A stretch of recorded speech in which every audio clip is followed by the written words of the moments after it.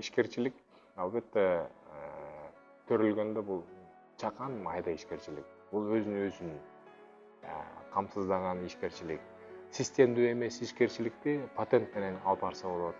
Системдүү ишкерчиликте өзүн багы башка кишилерди кабыл албай кызматка өзүнүн ишин гана иштесе, бул ИП деп коет. Индивидуалдуу ишкерчилик деп коет, индивидуальный предприниматель. Андан жогорку тепкич бул бир 5 кишиден жогору 20 кишиге чейин жумушка алсаңыз, албетте жоопкерчилиги чектелген ишкана ачып, коом ачып, ЖКК деп коет, орусча ОСО. Ал бул экинчи тепкич.